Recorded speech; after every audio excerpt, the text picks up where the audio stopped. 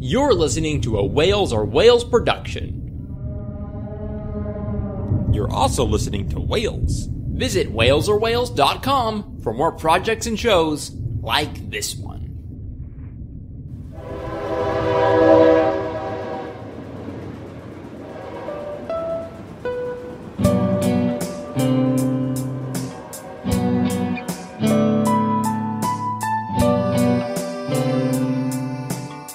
Hello there, everyone, and welcome back to Train Station at 8, a video game music podcast.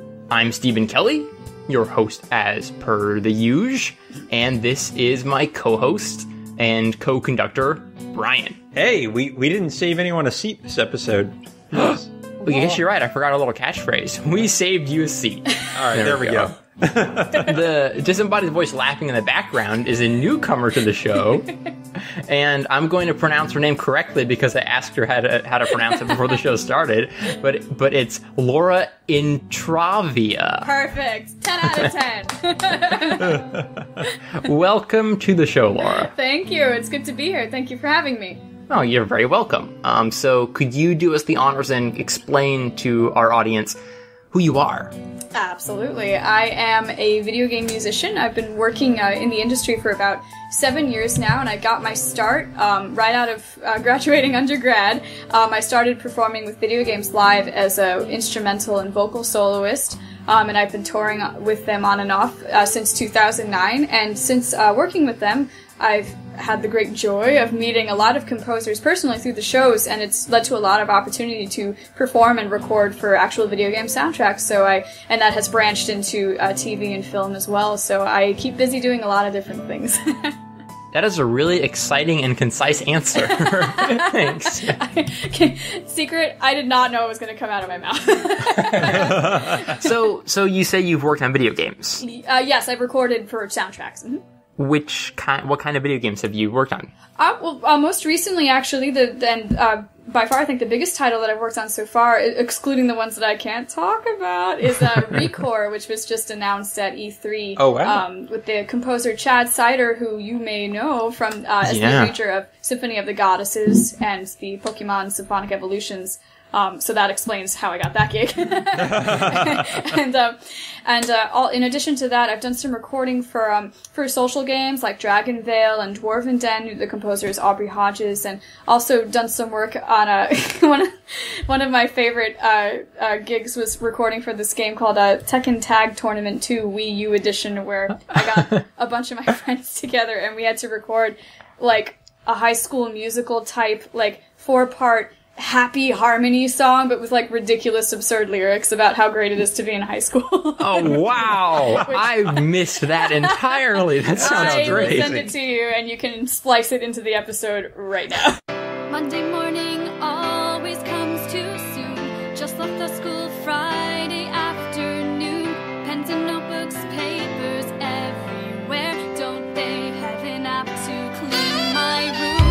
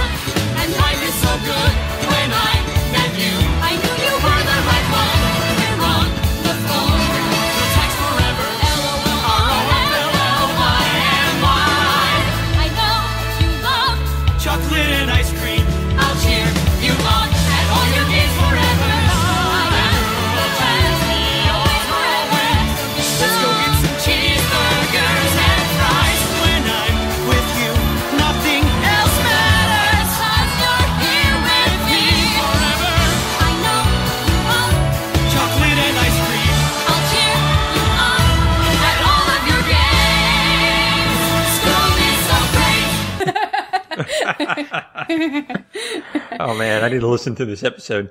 Oh, that's brilliant. That is something to put on the old resume. You can look back on that years later. I was real proud of that one. I can't lie. That's fantastic. So we usually start this show by talking about the That was music. hilarious, Stephen. We usually. Transition. That's good. 10 out of 10.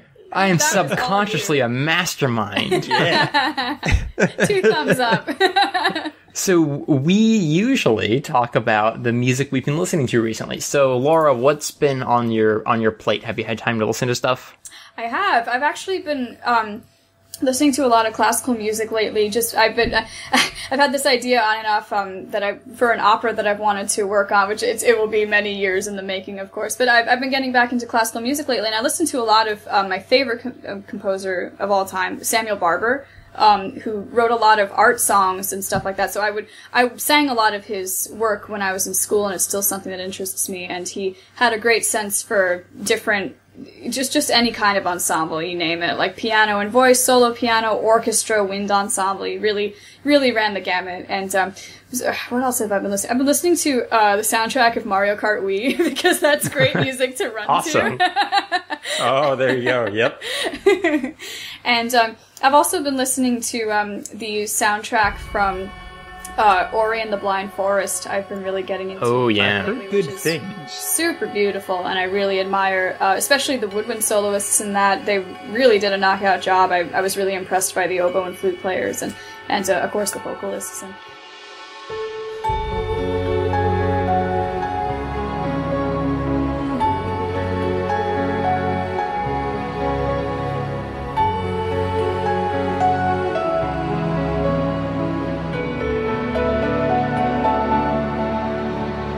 there's something else I've been listening to, and I can't tell you what it is. I completely can't remember. That happens to me like every episode, so that's okay. Well, as for what I've been listening to, Brian, you said you listened to a bunch of Marcato Bros episodes. I did. Recently, right? Yes, sir. Marcato Bros being the video game music podcast that we seem to bring up every episode. Uh-huh. And of course, they write music too. They're composers, so they kind of one-up me in that category. Yep. But They actually, this might interest you, Laura, because I was reading through some of your blog and you seemed a big fan of Super Mario World. Yes.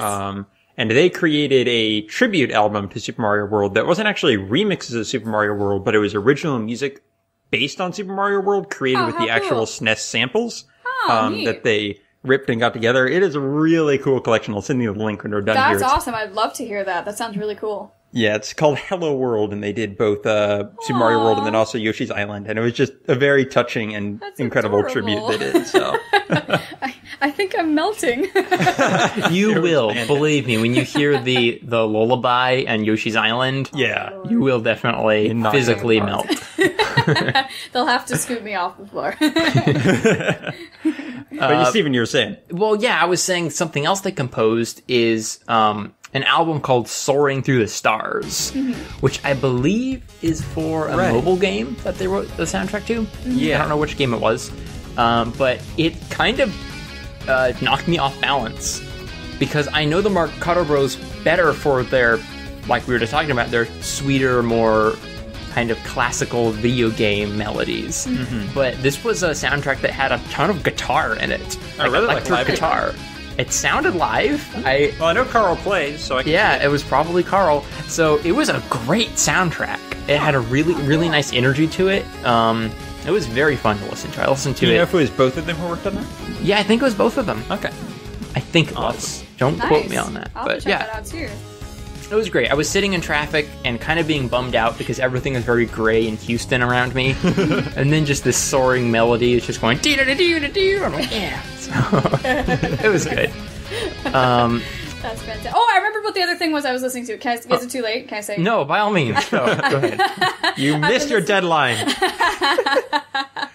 I was listening to. I had a really long car drive the other day, and I was listening to the Christopher Tin's album, "The Drop That Contained the Sea," which is all like original world music, and it's just fabulous. Every piece is in a different language, and it's really, really cool. And I worked on it like a little bit. I did some music prep, like I created the sheet music for some of the choral recording sessions and stuff like that. So it was really neat to get to sort of have like an inside perspective on what it takes to put that stuff together and get an album like that rolling. And it's such a cool album. It covers all these different styles, and it's really neat. So wow, that sounds amazing. Awesome. I will look at, well, as I always do when I go through and edit these episodes, guests will come and tell me what they've been listening to, and I will go in and search for that music, and I can't tell you how many new artists and albums and groups I have found from just that. So I'll definitely go look it up. Yeah, I just wrote it down. Yeah, nice work. Nice work. And kudos to Bryan, who put the show notes together for the last episode, by the way. There were some of the things that I was not sure about what they were actually from, because you put down very few details. Oh my gosh, you're right. But I guessed what I could. Okay, thank you. It was a very busy week. Anyway, so have either of you guys heard about the album Imported? No. It is, I don't actually know the origins of it, but I know that it's Japanese musicians who released it for free, just to kind of expose the rest of the world to the sort of electronic music that they're making over there. Mm-hmm. It was full of variety, full of creativity, and just a very interesting experience. All right, I'm writing this down as well. That one down as well. Welcome to the Train Station at 8 book club, but for music. Pretty much. Let's see. So I don't have a lot to say about it because honestly, it's kind of hard to explain. It just has a good premise. Mm-hmm. And then very central to my specific tastes, I was listening to the Yoshi music from Super Smash Bros. For Wii U. That's really specific.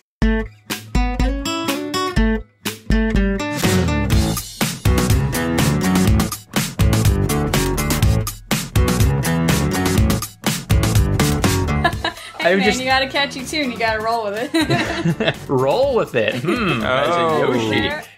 Yeah, Yoshi's roll. They roll on eggs. It's a thing.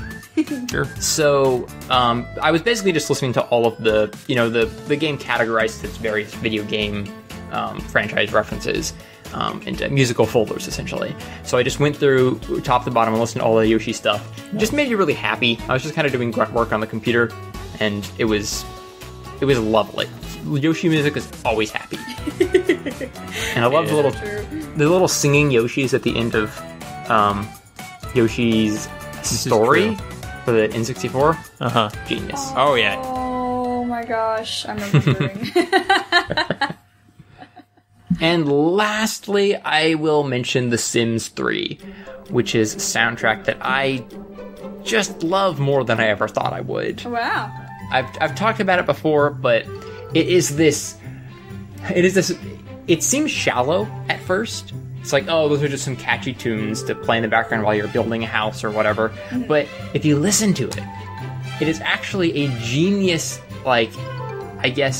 interpretation of modern America and the suburban qualities of it. So it has this very kind of catchy, modern, you might hear it in a commercial kind of sound, but there's also just a little bit of the older, maybe kind of 40s motifs. At least to me, I kind of hear those melodies in there. So it really kind of sounds like this is the modern American life put into, I don't know, a full soundtrack to your simulation game. I think it's really neat. Yeah, I've really enjoyed it. I haven't listened to the Sims 3 album outside of the Sims 3, but I definitely enjoyed what I heard in the game. It's become my de facto driving around on a weekend music. Oh, okay, gotcha. Especially if it's sunny and people are out mowing lawns and doing suburban things. You start pretending everyone's just part of a giant Sims game. Oh, that sounds amoral. I haven't gone that far. And you start removing the doors on their houses. Oh no, it's a slippery slope. What is wrong with you? Though I have been practicing my Simlish, Kerbly Flurmon. That was pretty good. Whoa. Now can you sing us a modern pop song? So Bryan, how about you? What have you been listening to? I was prepared for this question. Partially because we have it every week. So people that listen to the show know that I'm a huge Jun Senoway fan, who is responsible for a lot of Sonic music starting in Sonic 3 and going into Sonic Adventure and a lot of other Sega music of that era. And so I decided to kind of look him up and find out the soundtracks that I hadn't actually heard from him before. And it turns out a lot of these were arcade racing games. Because I never play any arcade never racing owns an games. arcade? Is that what you're saying? Yeah, and he made a lot of them for Sega. And Sega made a lot of them. So I was listening to Sega Rally 2006, which I think I might have mentioned in the last episode. Yeah, we did. That's really good. I've also been listening to Daytona USA. Wait, he worked on Daytona? Oh, yeah. The Circuit Edition, at least. Oh, interesting. Yeah, it's not like the original Saturn, or there's some original version that was like really MIDI. Doesn't have the do. No. That No doesn't vocals? sound familiar. Okay. I'll admit. It does have the whole Daytona. Oh, so it has that. Yeah. Okay. They got that covered. But he does like a rock version of that melody, which is really good. Wow, that sounds great. And so it's not like an excellent soundtrack across the board, but his stuff is absolutely the highlight of it for me. And then I also listened to an arcade, I believe, soccer game. It might have also come to some consoles that he did. Victory Goal 96. Steven, you also listened to this, didn't you? Yeah, I did. I started to listen to it. It's pure gold. It's really good. It's pure gold. Yeah. I love it. I love a lot of the music in that.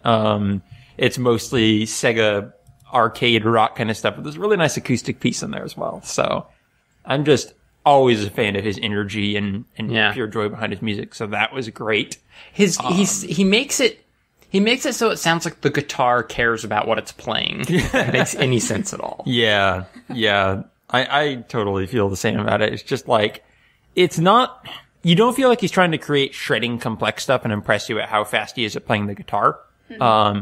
But he keeps things interesting. He doesn't just, he doesn't just strum the same tired chords over and over again. Like, he really feels like he brings it to life in a way that I don't find a lot of other rock musicians do. So, kudos to June. And the last thing was I went back to that album that OC Remix released, I think a few months back, 7 Songs for 7th Saga. Oh my goodness, is that good? And that's a really good album. Is that cello that he composed it for? I don't actually know much about that album. It's not in my library for some bizarre reason. So I can't give you any info about it, but I've heard the samples they put out, I think for a trailer or something. Yeah. Really powerful. So I never played 7th Saga, so I don't actually really know what this is from in terms of the game. But it is a solo performer recording with 3 cellos. So he'll like record 3 different tracks of cellos, and the entire soundtrack is just done with those 3 instruments. So he plays kind of the bass and then the rhythm and the melody on top of it, just with those 3.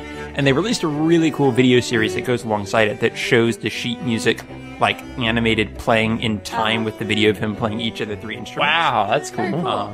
So it's just a very measured, very tightly composed and beautiful soundtrack that I suggest people check out. Cool. And that's been mostly it for me. I'm listening to all that stuff on loop as I play Hearthstone. So, good job. You and I need to be Hearthstone friends. How do you play? I am always playing Hearthstone. Oh my gosh, I will send you my Battle.net idea. I am super pumped about this. I'll plug so it rad. I'll plug it if Bryan won't, but Bryan actually co-hosts a Hearthstone podcast. Greetings.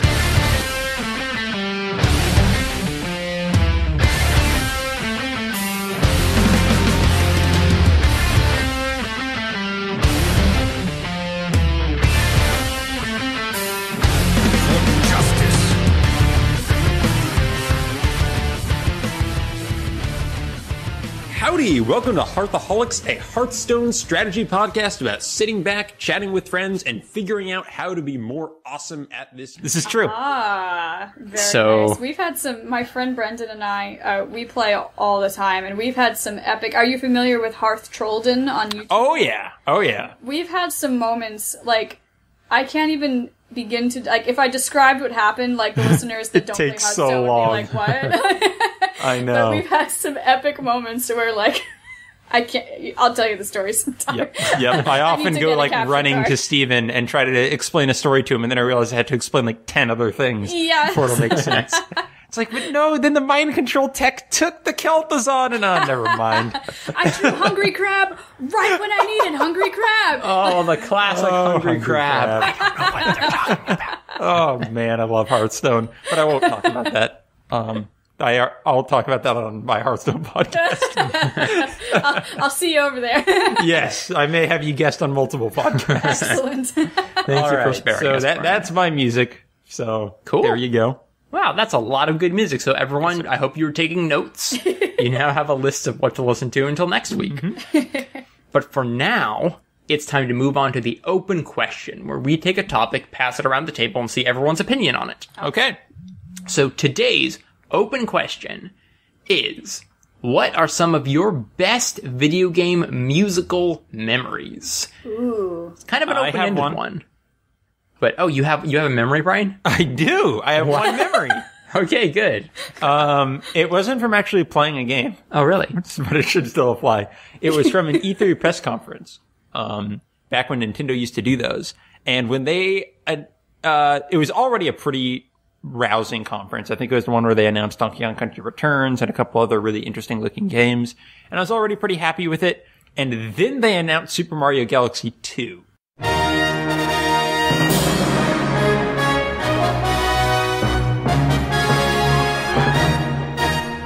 Which I wasn't expecting at all, and they played that incredible Galaxy theme. Yeah. Maybe even being the new take they did on it. I think they started with the new theme in 2, and then partway through the trailer, they played that original theme of the game, the Gusty Garden one. And it was moving in a way that video game music very rarely moves me. Yeah. Wow. Oh, I saw that incredibly good quote that you sent me Yeah. from, Koji Kondo. I couldn't remember his name, Koji Kondo. So, funny story about how all this loops around.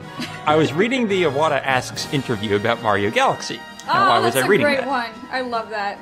I was reading that because I had been reading Laura's blog about I was The just Iwata- going to say, I wrote a blog about that one.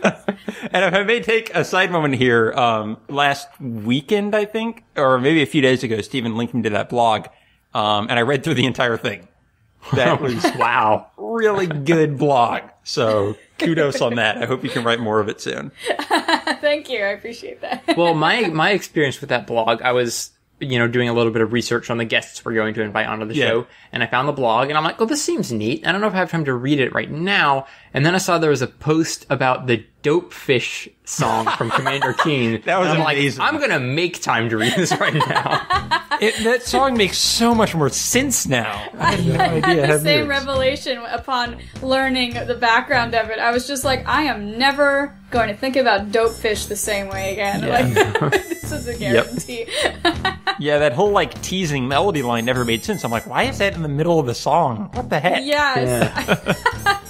It was so odd to me when I was younger, but it was so Dope Fish. I was like, you know, whatever, it's Dope Fish. I guess this is the kind of guy he is. And now that I know it was actually oh, it's so cool. I love learning these things about backstories. I keep meaning to sit down and write another blog post. I've just had so many projects on my plate, but I do have ideas for other songs I want to talk about that I think illustrate really cool musical ideas, in a very clear-cut way. There's a piece from Paper Mario that perfectly demonstrates this rhythmic transposition idea. It's so excellent in how it does it. So hopefully I'll get to write that one pretty soon. That I really hope so. But yeah, as someone who's tried to run a couple of blogs before, they're like the easiest things in the world to let slide. I don't know why blogs. It's just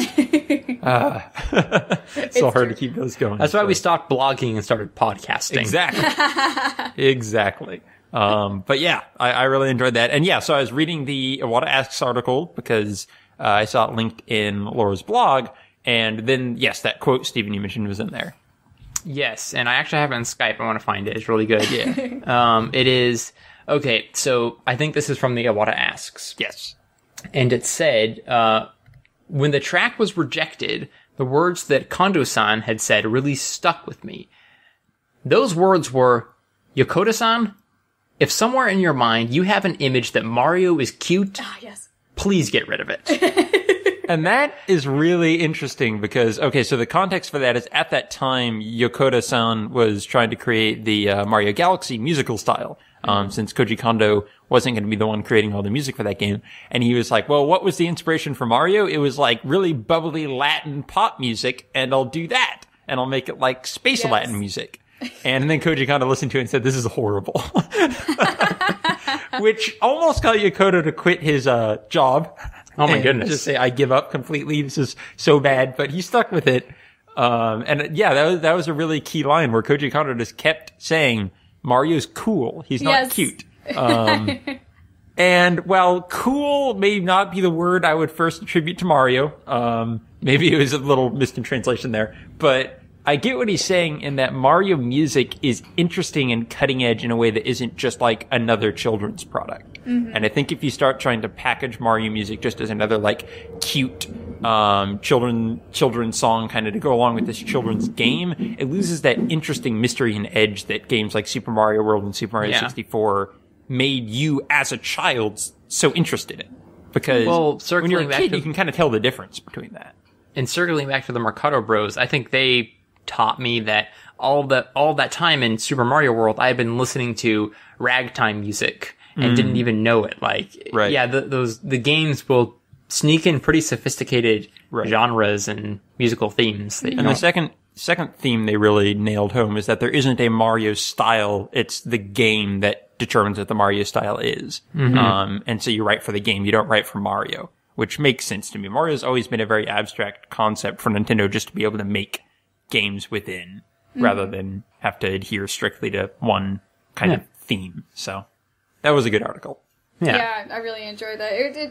I understand what he means by wanting it not to be cute music, but to be cool music. Like, there's definitely like every game is different in terms of style and theme and stuff like that, but there is like something there, I find, that crosses over between the games, and I think it's just that it is like this peppy happiness that like it will be in every style, but like you don't want to talk down to your audience. So like the music is quite intricate, but it's definitely like usually, I mean like depending on the level of course, but there's like this vibrancy to it that is very much Mario. Yeah. And if you approach it from the this is a children's game standpoint, then you're gonna write, you know, as a result, like kind of dumbed down music, which is like for children, like yes, you need to like keep it on the level that they can understand, but like again, that's a mistake, you know, when going to Mario, because he's traditionally always had such a complex sound. Like the Super Mario World is such a great example. Like, and if you don't mind, I can go right into one of my favorite musical moments. Sure, good, yes.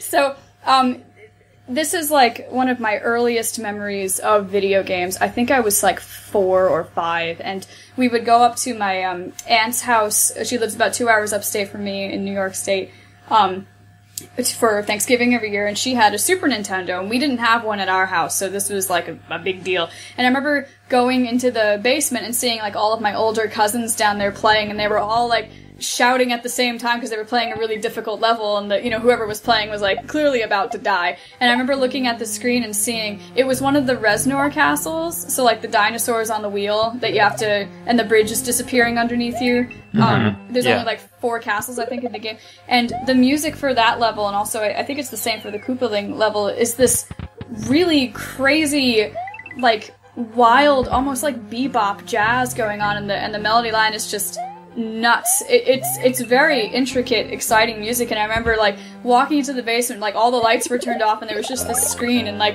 you know, obviously at the time the graphics were like, whoa, you know, when I saw it, and it just boggled me how exciting this was to see, you know, and like looking back on the graphics, you know, like certainly like graphics have come a long way, but they did so much with what they had to work with.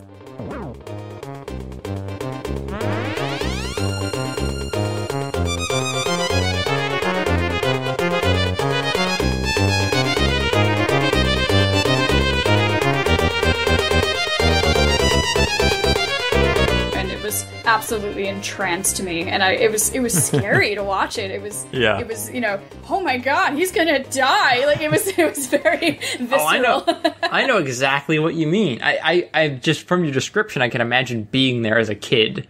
Even you, it just video games. It didn't matter what they looked like. Almost like there was just something that would capture you. Like back when I would play Yoda's Stories on the PC. Which is like this really kind of cheap, I almost want to say knockoff, but it was licensed for Star Wars, like desktop adventure game. And like there's this little goofy, you know, top-down Darth Vader sprite. But that thing intimidated me so much I refused to play. Like, they can do that. Yeah. Indeed, totally.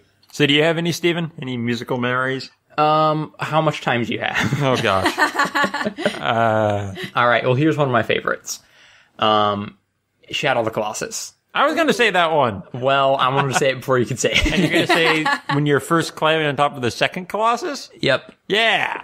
Nice. A lot of our memories are shared. Yeah, we played like all games together growing up. Yeah. So in Shadow of the Colossus, oddly enough, I wasn't sold on the game after the first Colossus fight. Mm-hmm. Perhaps I should have been. It was impressive as all get out, but still, I was like, this game seems like something special. But I hadn't been... I guess my heart wasn't in it yet. The second Colossus, which is this four-legged creature that breaks out of the side of a cliff, did it for me. Because at first you're fighting it, and it's this very imposing, orchestral, scary music that will crush you underneath its heel. And it's wonderful. But there's this moment where you're able to injure it enough so it kind of falls to its knees. And that's the time when you're supposed to climb it. Uh-huh. And as you're scaling it, the music shifts to this triumphant, like, blood-pumping, incredible song. Yeah, I think it's the first time you really hear, like, a hopeful, positive song. Yeah, everything else had been mysterious and scary. And this is just like, you did it. You are currently king of the world, and you will slay this beast. Is it the beat? Ba-da-da, Yep. Mm-hmm. Revive You got power. it. Yeah.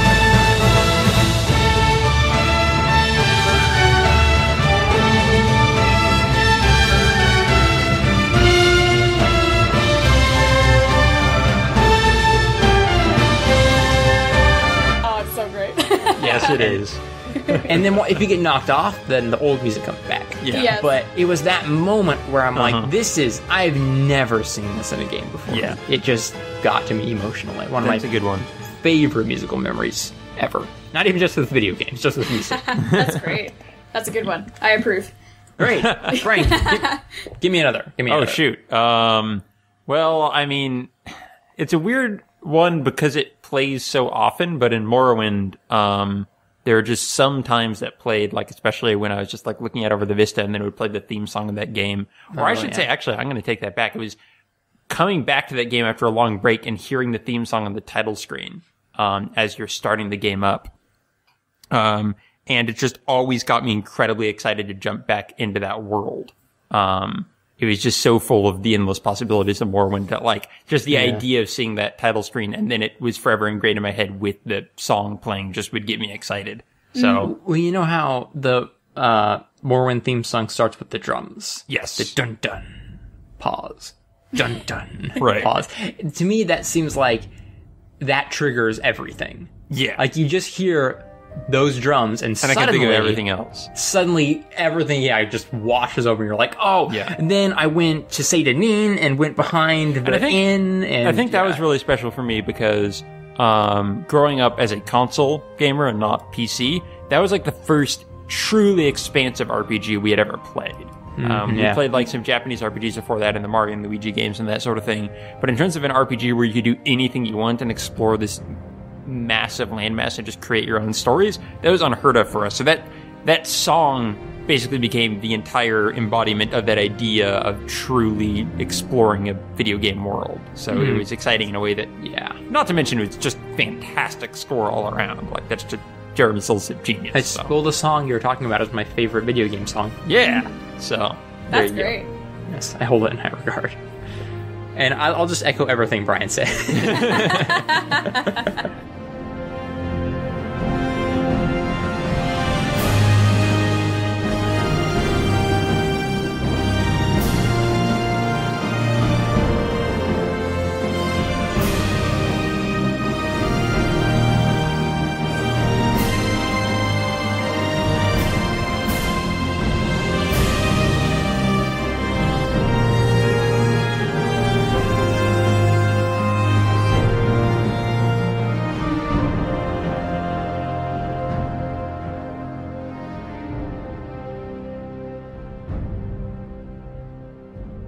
Anything else, Laura? Anything from your brain you can recall? I was trying to think. I had a couple more. In terms of like moments when I noticed, like, wow, this music is doing a really cool thing. That Paper Mario theme I mentioned before. It happens during the final battle with Bowser, and it actually is in. I hope I didn't just spoil the game. I mean, I assume everybody knows. I think at this point. Wait a second. You're saying a Mario game ends with Mario You have fighting to fight Bowser. Oh, I gotta edit all of this out. Oh my Is Princess god. Peach kidnapped? Next thing you're going to tell me is that Eris dies. It's like, so the theme, it changes meters quite frequently. It starts with this like 4, like ba da da da da da da da da da da da da. It's like this very solid like rock and roll beat, and then all of a sudden it switches into this 3/4 da da da da da da da da da da da. And so it feels like it's sped up, right? Because now there's a beat missing in each measure, and then it gets to the end of this arpeggio idea, da da da da da dun dun dun dun dun dun dun dun dun dun dun dun dun dun dun, and all of a sudden we're in a 6/8 feel instead. So now the music feels like it's moving even faster because we had a metric change. And That's then really interesting. it changes keys at the same time, and it's incredibly invigorating. Let me tell you, like playing the game. It's an RPG, right? So it's like a turn-based battle system, and so. The only way it possibly could have been more exciting for me is if I was like actually like running around like, you know, whacking Bowser on the head with a hammer like in real time, but it was still that exciting to me like in the context of a turn-based game, which actually this was the first time I'd ever played one. I never had any Final Fantasy games growing up. Right. So it was eye-opening to me to play a game in that style, and the music added so much. Like, you know, think about it, a turn-based strategy, like, you know, it's exciting because you have, like, you know, in some cases you have a time limit in which to make your moves and stuff like that, but in Mario, like, you didn't. So, like, you have, like, this unlimited amount of time in which to decide what you want to do. So, like, there's the potential that could be boring, right? Like, I'll just, you know, sit here and figure out what my next move is. Like, I'm so scared, Bowser. But, like, this music added so much to make you feel tense, you know, while you're making these decisions and these calls. Totally. So that's a particularly strong memory for me. Yeah, it's funny. I guess Mario RPGs have a good track record for final boss songs, because when you mentioned Paper Mario, memory that popped in my mind was the final boss of Mario & Luigi 3. Bowser's Inside Story. You fight Bowser at the end. Spoiler! Oh, no! And it's like the whole soundtrack had been like Mario RPG soundtrack really good, and then suddenly the super serious like piano dark Final Fantasy song starts playing, and it's amazing. And I'm like, where the heck did this come from? And it's beautiful. I love it. The Mario games like to do that. They like to surprise you. Yeah. With Remember, Mario's cool. It wasn't a cute song at all. Yeah, that's good. That's really good. Yeah. I regret never getting that far in the game. I love that. That was a good moment. As the infinite Ace Combat fan that I am, fan of the music, not really the games, I remember a great memory of, Steven, remember when we played the demo for Ace Combat 6? Oh, I had almost never been blown away by a game more than that. Yes. I didn't actually end up liking Ace Combat 6 that much, but the demo played the theme of the game basically, and wow, that combined with being new to 360 generation graphics and also being new to the sense of flight that game had, it was pretty fantastic how they titled that together. And that is one of the most rousing, like, orchestral kind of military themes I've ever heard. So that sticks with me. Kind of actually a similar experience to the second Colossus I was talking about before. Yeah, definitely the same kind of orchestra wowing you kind of thing that, of course, Mario Galaxy gets across a lot as well. So I've got one more memory that I just need to mention. Okay. Because it's very important to the musical history of video games. And that is collecting every single note in Click Clock Woods in Banjo-Kazooie. Oh my god. Did we ever do that? Yeah, I tried totally to do that recently, and I couldn't get them all. Okay, maybe I missed one. Maybe. Clockwood was so hard. I know. It was so difficult because you had to go to all 4 seasons. Each season was a different area. Yes. And there was a giant tree that you could fall off of and potentially die. And then it was like, oh, awesome, I get to do it in summer. Now I can fly around as a bee. Thank goodness. And yeah, that's true. And so it seems frustrating and maybe even a little intimidating, but I love collectathons. I love collecting all the stuff in that game. And that was like the king of it all, right? Absolutely. There were 4 different areas and you had to find every little note. And the reason it's so musical is because not only does Click Clock Wood have just a super catchy song, but each area changes it just a little bit to match the season that it's in. Totally. And birds might be singing or bees might be singing, and it's just really smart. Absolutely. And every time you collect a music note, you hear the little doodle music note sound. And so you're running around listening to this fantastic music that changes depending on the area while you literally collect music notes. How could it not be one of my favorite musical memories? Click Clock Wood was cool. I also, my sister actually pointed it out to me when we were playing the game when we were younger, that each area also is a different time of day, which I had not noticed until you look up. Like, spring is in the morning, and summer's the afternoon, and fall is the evening, and then winter is night. And I thought that was so cool because the music in that, the arrangement for that world sounds very much like a lullaby, just like on this little tiny music box sound, and there's hardly any other instruments. That's a good point. Yeah, I kudos to Nicole for pointing that out to me. I'm so fixated on where the music notes are, I never really just look at the sky box. Eyes are trained on the ground the whole time. Yeah. Yeah. Of course, like, all of Banjo-Kazooie is a good musical memory for me, but... absolutely. Yeah, that was the standout one. I'm curious, are there any musical memories that, like, humor stood out for you? Because that's something that games don't do very often. Humorous musical moments? It's just like, or it was just a moment that was humorous that had music to you that you remember. The one that sticks out for me is the mosquito level in Rayman. Oh, yeah. You just jump on these little mosquito mounts, and suddenly this hilarious song plays with, like, all kazoos. And it's just beautiful. That sounds like it's right up my alley. Quirky moment that's accomplished with the music. I just wanted to bring that up because I brought in so many, sweeping orchestras to book. Yeah. But there are a lot of other kind of musical memories that stick with me. Oh my gosh, Banjo-Kazooie was just hilarious to me. I can think of times when I was just like laughing hysterically. Oh, I remember what it was. In Banjo-Tooie, actually, every time you fight a boss, it's just like the level music sped up and like utterly like dramatic. And in particular, the Hailfire Peak stood out to me because, because it's like, the normal music is just bum bum bum bum, like this really like light thing, and then like the boss music is like dun dun dun dun dun dun, dun, like this Hans Zimmer thing like starts up. It really cracked me up, and the Weldar in Grunty Industries was also funny because the melody line is already like pretty fast in that one. Yep. Da da da da da da da da. So like when you speed it up to like twice the speed, it's just absurd. And they would pick absurd instruments too. Like it's all like these bright trumpets and oboes, like the instruments that could not possibly play it that fast. That plainly. That's the nice thing about MIDI music. Well, you know what they say about Grant Kirkhope? He is the Hans Zimmerman of video game music. Yeah, can't tell the two apart musically. Do you watch Game Grumps at all on YouTube? I watched some of the Grant Kirkhope episode, and I watched other that one stuff. Is fabulous. I watch it like once a week. It's so good. I was with a friend, my friend Spencer at GDC, and we were waiting to go into a game developers conference. We were waiting to go into a panel, and he poked me. He said, "That's Grant Kirkhope right over there," and it was like I could see his name tag, and I was like, "Oh my god!" It's like. I know I'm like being totally stupid about this, but I feel like I'm looking into the face of God right now. Like I can't believe I'm standing in the presence of somebody that exists.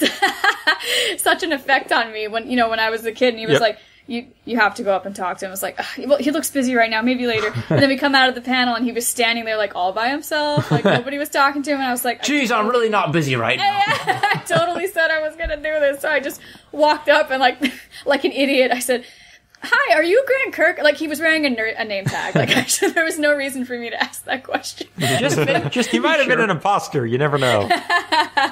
But he was so friendly. Like I said, I just wanted to tell you I'm a big fan of your music, and he was like, "Oh, that's great. How long do you live in California?" Like he was just super friendly. I was. That's cool. It was really great to meet him. He seems like a really cool dude. That's so rad. That's amazing. I guess you'd have to be pretty cool to write.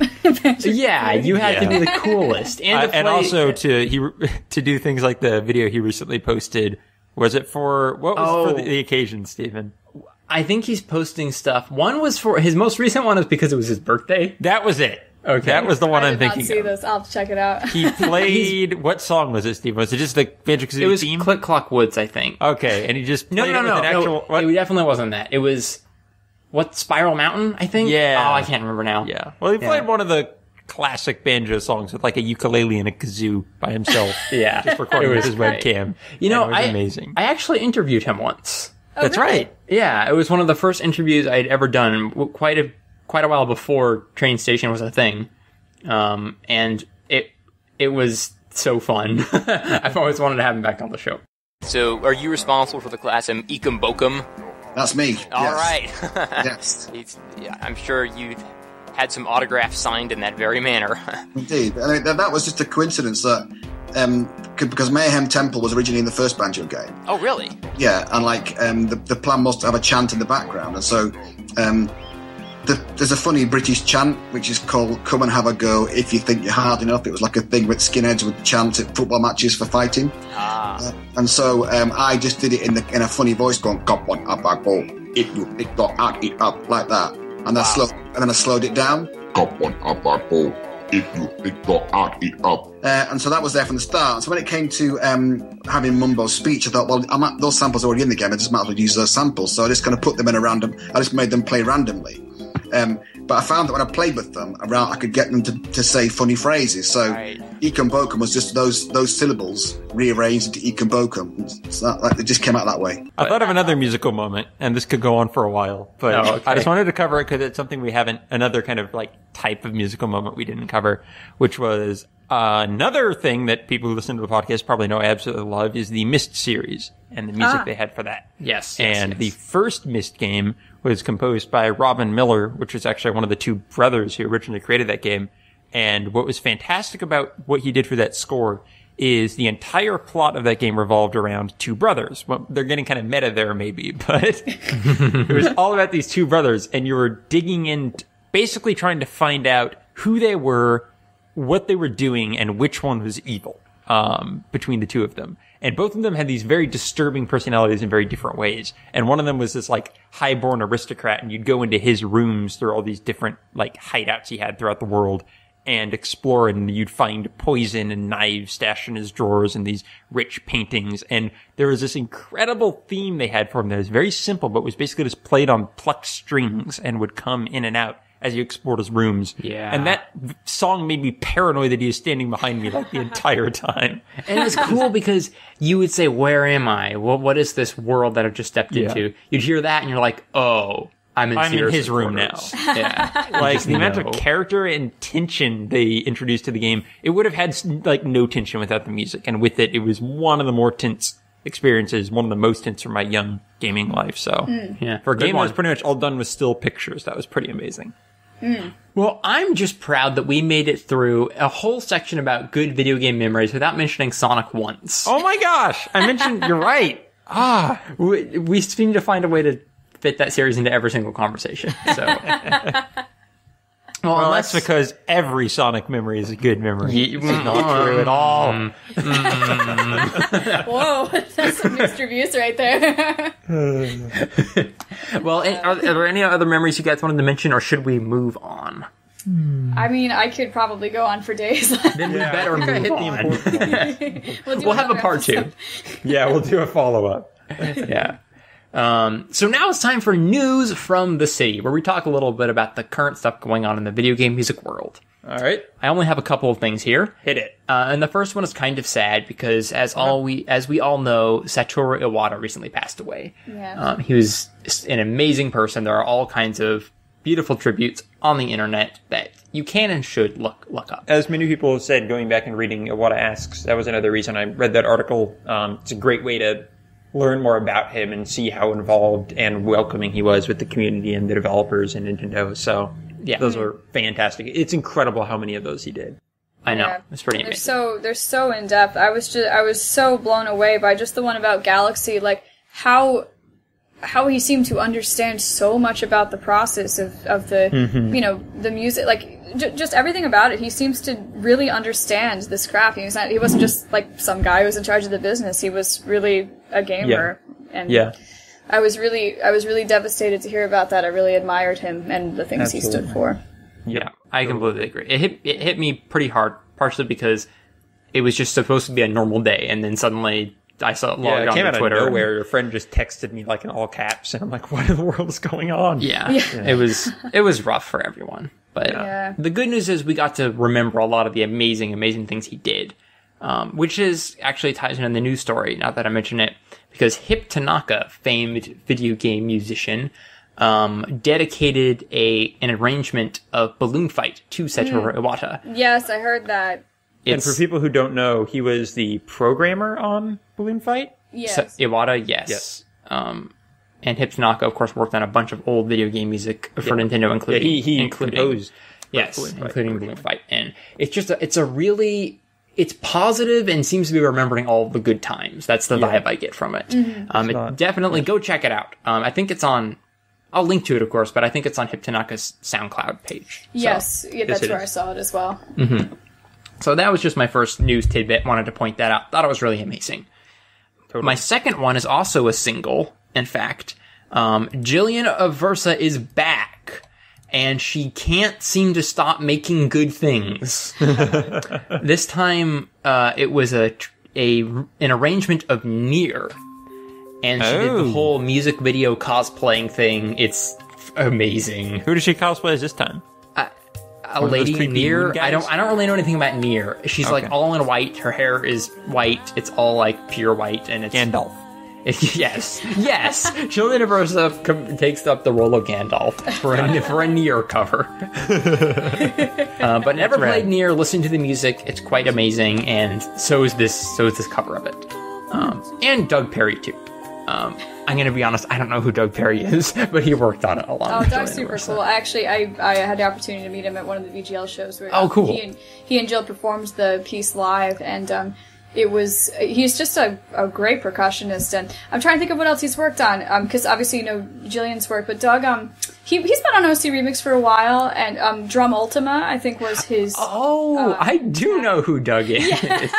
I had a feeling because he's done a lot of work, and I actually have just recently been getting to know him because he's working on a project that I can't officially talk about yet, but he just put a ton of work into this project on all of these different tracks, and he just...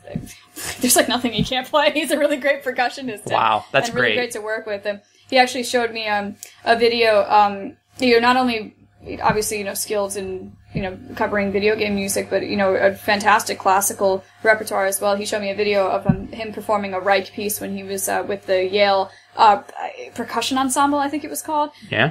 And it's like this 20-minute piece, and it was all over the stage, like playing, these mallet instruments, and he's just really, really stellar musician. So definitely check out his stuff. He's great. That's awesome. Thank you for enlightening me. I would have just passed him up as some dude named Doug. I don't know. Some person who's less important than Jillian. I'm a big Doug fan. I think he's really Then I assume that was him in the video, I guess, because there was definitely a dude playing mallets. Yes. Yep, that's Doug. That's great. And from what I understand, I think this is the first single to be released on Overclocked Records. It's like 99 cents. You can just buy the single. So, pretty neat. But that's all I've got for news today. Which means we only have one more segment left. Which is fan favorite, and since I'm a fan of the show, I actually just mean it's my favorite segment. It's the Train Station at 8 quiz. Train your brain! So, Laura, you and Bryan are going to use your combined skills to see if you can guess these video game song snippets. All right. Normally you'd have 10 seconds per song, but we're doing things a little differently this time because there isn't a single song here that is more than 10 seconds anyway. What? Are these like ocarina songs? You're very, very close. It is the Legend of Zelda related. So the theme of this quiz... Okay, first of all, are you guys familiar with this? I mean... Yeah. Oh, of course. Well, good, because that's what you're going to be hearing. That's it. It's going to be that song over and over. Oh my gosh, I was so close. You have to guess the game? You have to guess the game. Oh my gosh. So, I don't know if this is going to be hard or easy. I guess we'll find out. Yep. We'll find out together. So, song number 1. Is that Skyward Sword? Oh my gosh. I'm going to go with your gut there. Skyward Sword, final answer? A little compressed, but then all the sounds compressed through the thing you're using, so. Okay. It's either that or Twilight. Okay, go ahead. I might have started out with the hardest one because this is one of the few Zelda games Bryan hasn't played.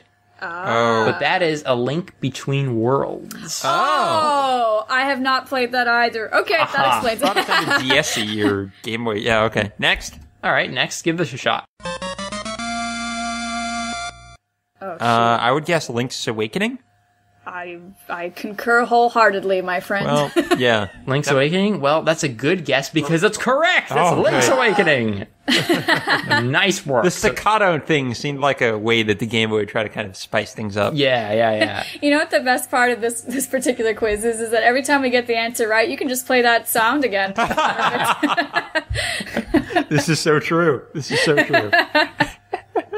All right. All So right. you got, it's 50-50 so far. Let's Cool. see which way this swings. Song snippet number 3. That's Ocarina and Majora's Mask. Yeah. Yeah, you got it. That's the one. That's the one I know so well. Me too. I've had the complete soundtrack on my computer for ages. Oh, right. Okay, number 4. That sounds like Pokemon. Is that the Adventure of Link? Oh, you're totally right. It's The Adventure of Link. Because that's when they were trying to, like, As with all not the use things any that of the you had actual to- original music, and then they're like, oh, wait, let's actually use all of the original music. Because all of this sounds like knockoff. I know, exactly. They're like, well, it's got to be different, right? Or players will get bored. Oh, that was That's such a weird game. legitimately how I figured that out. I was like, well, it doesn't sound like the others. So That's good. I literally forgot the game existed. I'm like, well, is it Oracle of Ages? Anyway. All right. is this the Wand of Camelot? That's Oh my gosh, correct. if It's you Link's included that. crossbow training. That would be amazing. All right. Okay, here's the next one. That's Wind Waker. Wait. Or it could be Phantom Hourglass. Dang it. Can you play it again? Or do we get one shot in that? No, it was only like 4 seconds. I think it's only fair. Phantom Hourglass? That's my gut. Phantom Hourglass? Yeah. Yeah, you was Wind Waker. You were right the first time. God. I second guessed you. I'm sorry. I second guess I'm a myself. bad teammate. But guys, Wind Waker and Phantom Hourglass are so stylistically different. I can't believe you to get those mixed up. I have not I'm looking played at what the either. Phantom Hourglass one is now. I'm really curious. All right, Brian, are you looking stuff up or are you ready for the last one? Go for it. All right. That, That's- I believe, is Skyward. Is that not Twilight Princess? Oh, is it? Play it If you're again. sure about Twilight. Okay, Play it again. Oh, you want to play it again? Okay, here we go. Yeah. Oh, you know what? Yeah, I think you're right. I think you're right that it's Skyward. Let's go with Skyward. I'm sorry, Laura, but Brian is right again. It's Twilight Princess. It just reminded me of, like, the title screen vocals. I wondered if they used vocals. The minute you said it was Twilight, I remember like that. There's a lot more choir in this than I think was in the Skyward Yeah. Sword. Oh, well. But Oh, well. And that's all 6. That's all of them. So let's recap. You guys you missed A Link Between Worlds. You know, that's fair enough. Neither of you have played it. Neither have I. You got Link's Awakening. You got Ocarina of Time. You got The Adventure of Link. You barely missed Wind Waker, and you barely missed Twilight Princess. Oh man, so we need a tiebreaker, man. You got to come up with something else because we can't leave it like that. It's like 3 and 3. Okay, what's this one? I